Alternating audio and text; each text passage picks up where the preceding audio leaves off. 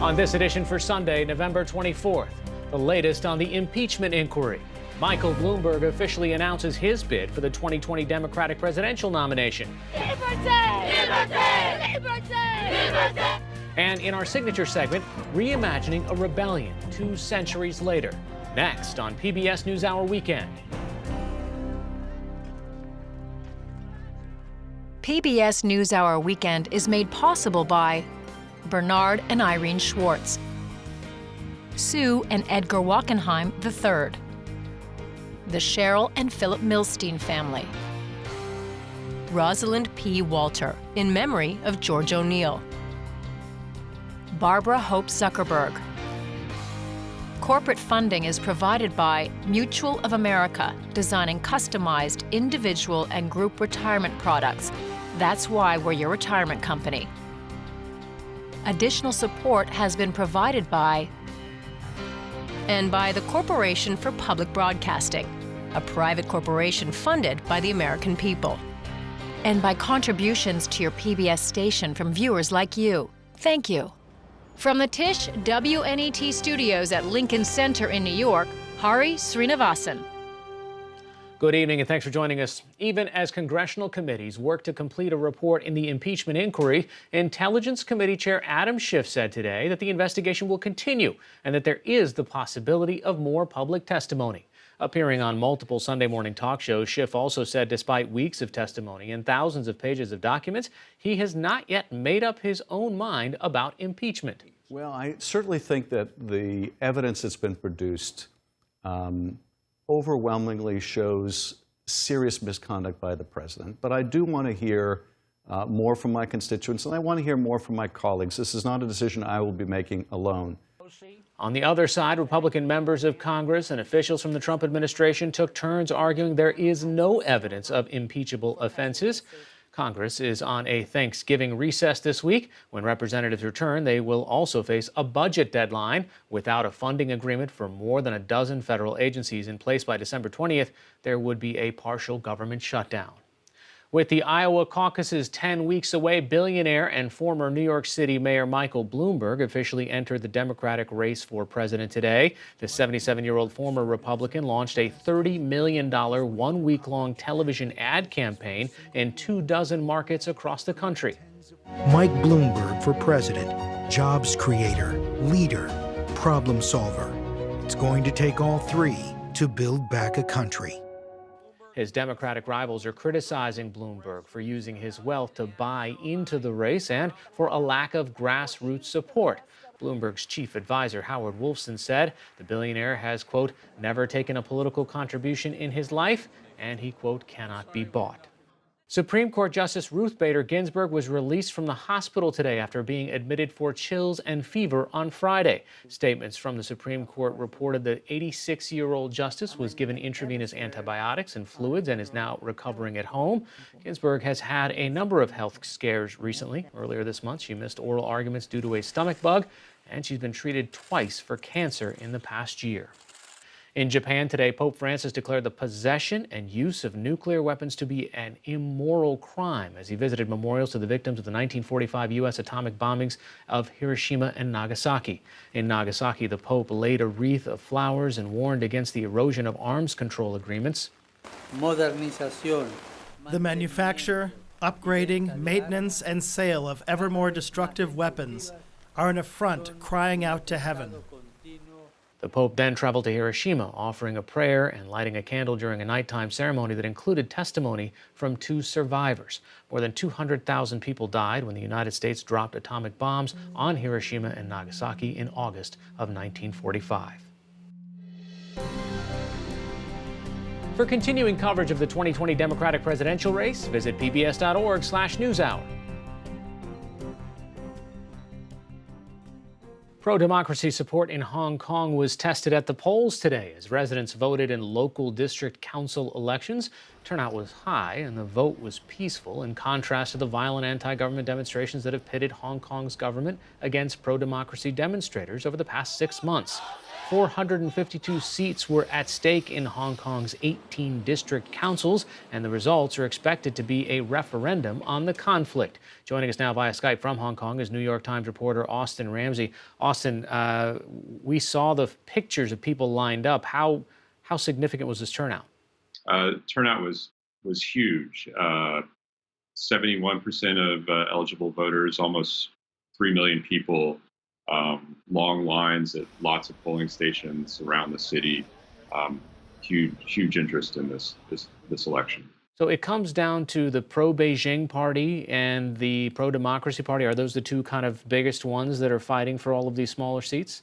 Yes, I mean it's divided among several parties and several unaffiliated candidates, but those are the two largest camps: the sort of establishment pro-Beijing camp, and then the pro-democracy camp.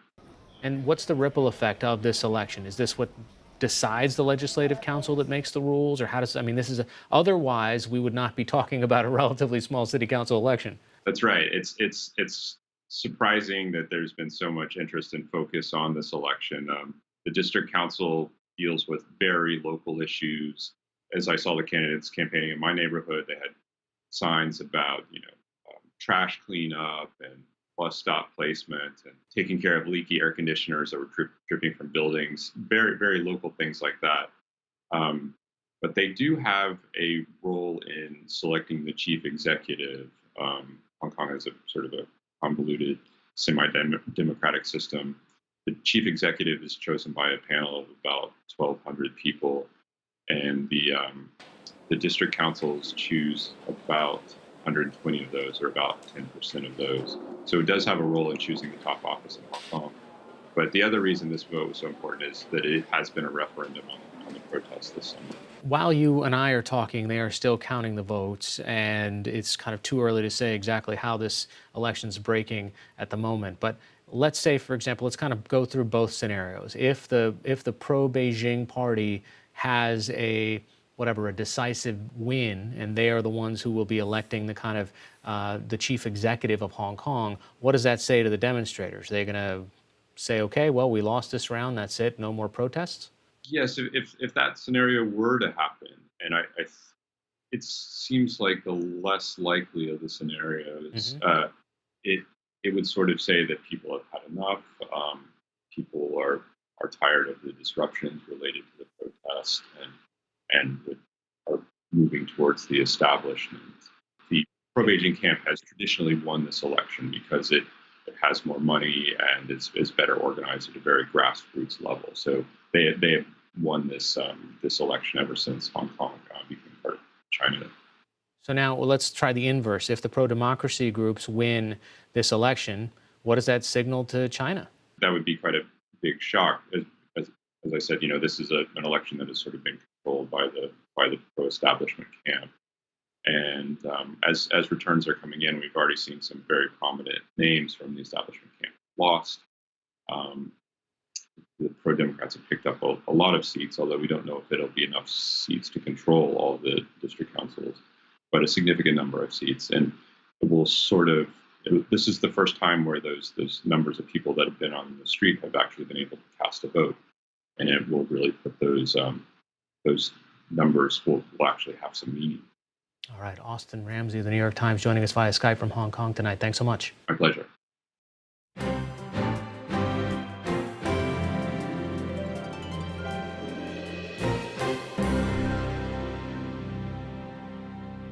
It's been more than 200 years since a group of enslaved black men and women launched an uprising in modern-day St. John the Baptist Parish, Louisiana. It lasted only a few days before the poorly armed rebels were crushed by a local militia and U.S. Army troops. Many were captured and convicted of insurrection. But now, 2 centuries later, an artist has staged his own version of that fateful event. NewsHour Weekend special correspondent Brian Palmer has the story. If we could step back in time to January 8th, 1811, to the territory of Orleans, to the porch of a plantation owner named Manuel Andre, we might come across a scene similar to this. Why are you doing this? Haven't I been a master that treated you with love and understanding? Charles, why? It's a question only an owner of people could ask of the very people he owned. Andrew wasn't killed that day some 200 years ago, but on this day in 2019, he met a different fate. This performance is part of a reenactment 6 years in the making, a reimagining of what many scholars consider to be the largest slave uprising in American history. So I want to ask you, why? Why do this? This history needs to be known. The people who led and participated in this revolt of 1811 are heroes. They had this bold vision of getting free the only way they could, not by individually escaping or not by even escaping with a few people and forming a maroon colony, each of which would have been righteous, but actually by overthrowing the system of enslavement. During the reenactment, we spoke with the organizer, artist Dred Scott, whose adopted name is a nod to the past, a reference to the 19th century enslaved man who took his case for freedom all the way to the Supreme Court. He lost, and so did millions of other Americans when the majority of justices held in 1857 that a black person, whether free or enslaved, quote, had no rights which the white man was bound to respect. But decades before, a man called Charles DeLand had set out to change that. In 1811, Charles DeLand went from plantation to plantation, and he recruited people to be participants in this rebellion. He recruited his lieutenants, and they in turn recruited other people on their plantations. Under the leadership of DeLand, an enslaved plantation overseer, and others, more than 200 men and women rose up against their enslavers. The goal? To make their way 30 miles east to the capital of the territory, New Orleans, seize the city by force, and create a new nation free of slavery. End slavery! We're going to end slavery! Over a 2-day period this month, hundreds of reenactors, including Scott, traced a route similar to the more than 20 miles covered back in 1811. The original rebels took machetes and muskets from plantations where they had been held in bondage. These 21st century role players wore 19th century costumes and carried those same weapons as they marched along the levees of the Mississippi River, shouting freedom chants in English and Creole. I talked with a handful of people about participating in this. Some of them were hearing about this rebellion for the first time, but when they heard about it, they're like, we need to make this known, and reenacting it would be amazing. And so they in turn recruited other people. They became sort of the lieutenants in the army of the enslaved and recruited others. This community engagement included hands-on activities to prepare. There were sewing circles to create costumes and night rehearsals to map out the steps of a battle between the army of the enslaved and the local militia, whose job it was to police African-American bodies. Volunteers came from across the country to participate. So as, we're in these period-specific costumes with a mesh of modern jewelry and sneakers, we as performers and anyone who sees us will be forced to question, what does liberation look like for black folks? Jordan Rome traveled from Chicago to take part. It was only this summer that she first learned of the historic 1811 rebellion, but she's since found inspiration in this story of resistance. They were willing to die free. For some of those enslaved folks, simply holding a weapon in their hands was freedom, just because they had no autonomy over their bodies. The 1811 rebellion didn't result in an independent nation. In fact, many of the men and women who rose up against slavery never made it to New Orleans. They were attacked and killed by U.S. troops and local militia, and those who survived were tried hastily by the very people who had enslaved them. But that's only one part of the story. You're balancing the factual story, which had a very brutal ending, with art. Yes. Explain that to me. This is a project about freedom and emancipation. It's not a project about slavery. It's a project about freedom fighters who had a bold vision of getting free by overthrowing the system of enslavement. And as an artwork, I can say I don't want to focus on the brutality of white people. Everybody knows that white people were brutal during slavery, if you think about it for a second. But this is a project that actually can focus on the agency and self-determination of enslaved people, Africans and people of African descent, yearning to be free and making a plan to do that. Scott sees the slave rebellion reenactment as part of a life's work that seeks to ask hard questions about America's past and present.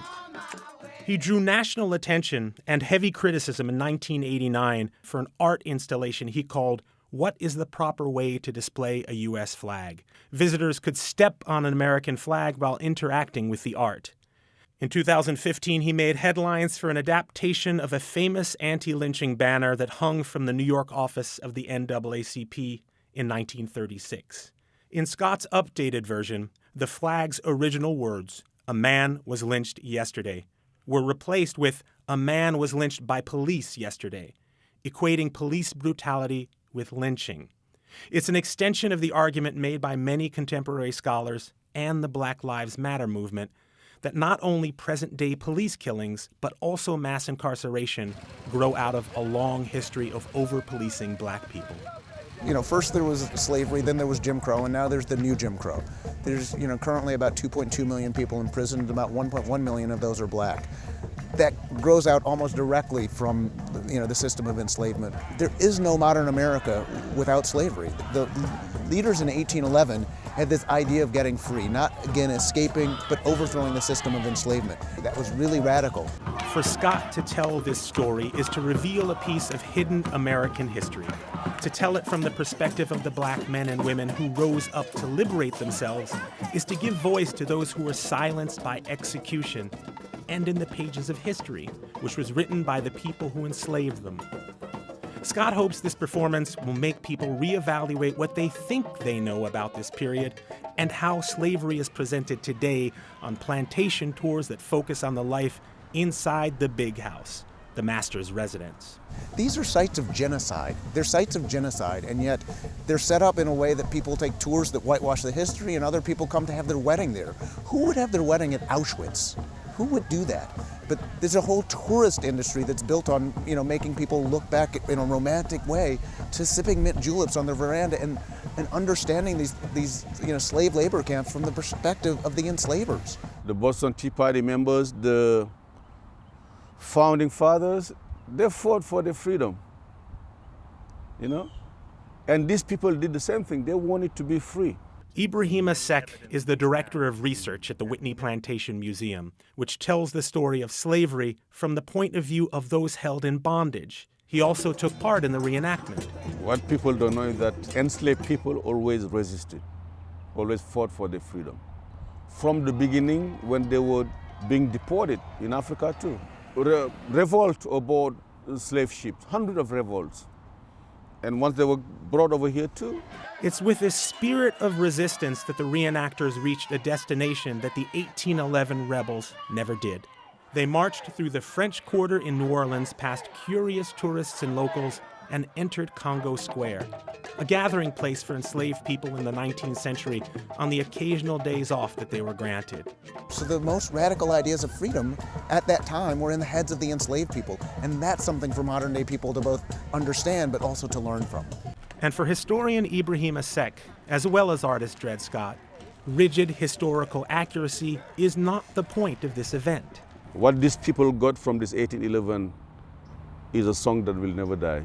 And that's the song you heard on Congo Square. Yeah, I think these ancestors are really happy. I think I could even feel their presence at Congo Square. Isn't that great?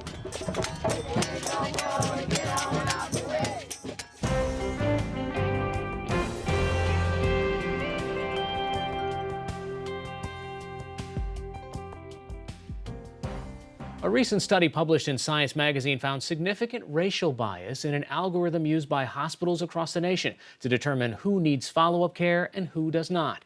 Megan Thompson recently spoke with Stats' Shraddha Chakradhar, who explained what the researchers found. Where exactly was this bias coming from? There are two ways that we can identify how sick a person is. One is how many dollars are spent on that person. The assumption being the more health care they come in for, the more treatment that they get, the more dollars they spend, and presumably the sicker they are if they're getting all that treatment. And the other way is that, we can measure actual biophysical things, from lab tests, what kind of conditions or diseases they they might have. So it seems like this algorithm was relying on the cost prediction definition. In other words, the more dollars a patient was projected to spend on the part of an insurance company or a hospital, then that was a sign of how sick they were going to be. And that seems to be where the bias emerged. I understand that the researchers then sort of reuse the algorithm using a different type of data. Can you just tell us a little bit more about that? What did they use? Yeah, so instead of relying on just costs to predict which patients are going to need follow-up care, they actually used biometric data, biophysical data, physiological data, and they saw a dramatic difference. In the previous model, the algorithm missed some 48,000 extra chronic conditions that African American patients had, but when they rejiggered the algorithm to look more at actual biological data, they brought that down to about 7,700. So it was about an 84% reduction in bias. Do we know anything about how the use of this biased algorithm actually affected patient care? We don't actually know that, but as I mentioned, the algorithm is used by hospitals to help them flag patients who might need extra care in the coming year, whether it's an at-home nurse or making sure that they come in for regularly scheduled doctor's appointments. So we can only presume that if sicker Black patients weren't being flagged accurately, that they also missed out on this follow-up care. Are there any consequences for the company Optum that was behind this algorithm? Yeah, so the day after the study came out, actually, New York regulators, the Department of Financial Services and the Department of Health sent a letter to the company saying they were investigating this algorithm and that the company had to show that the way the algorithm worked wasn't in violation of anti-discrimination laws in New York. So that investigation is pending. One encouraging thing is that when the researchers did the study, they actually reached back to Optum and let them know about the discrepancy in the data, and the company was glad to be told about it, and I'm told that they're working on a fix. The other encouraging thing is that the researchers have actually now launched an initiative to help other companies who may be behind similar algorithms to help them fix any biases in their programs. So they've launched a program based out of the University of Chicago's Booth School to do this work on a pro bono basis so that they can sort of catch these things in other algorithms that might be used across the country. All right, Shraddha Chakradhar of STAT, thank you so much for being with us. Thank you for having me. This is PBS NewsHour Weekend, Sunday.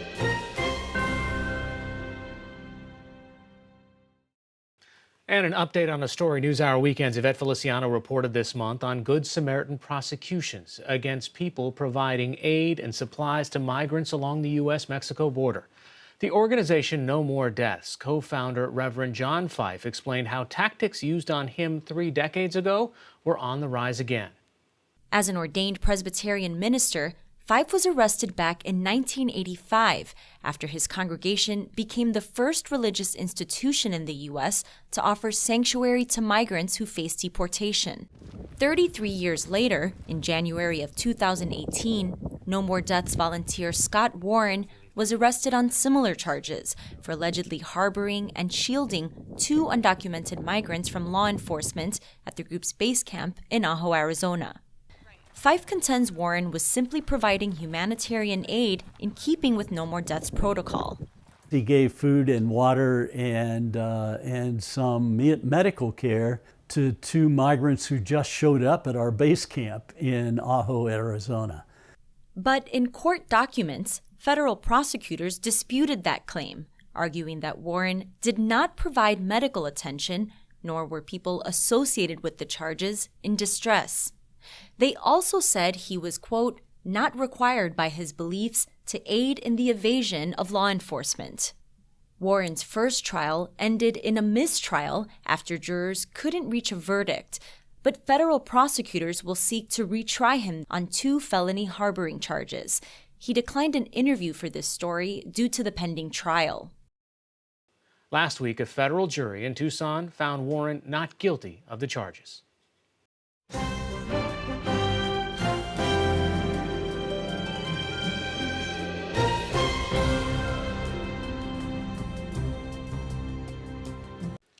Finally tonight, it's Thanksgiving holiday travel time, and unfortunately, you might need to plan for some delays. Starting Tuesday, snow and rain are expected on the West Coast with a second storm system hitting the central part of the country.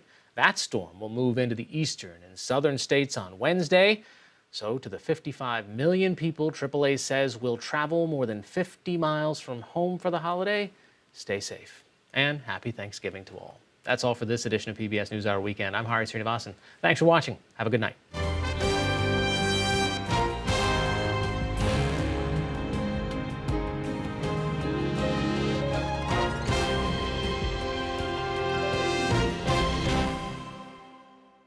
PBS NewsHour Weekend is made possible by Bernard and Irene Schwartz, Sue and Edgar Wackenheim III, the Cheryl and Philip Milstein family, Rosalind P. Walter, in memory of George O'Neill, Barbara Hope Zuckerberg.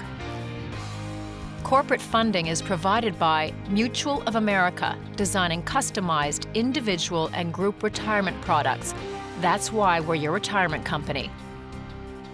Additional support has been provided by the Corporation for Public Broadcasting, a private corporation funded by the American people, and by contributions to your PBS station from viewers like you. Thank you.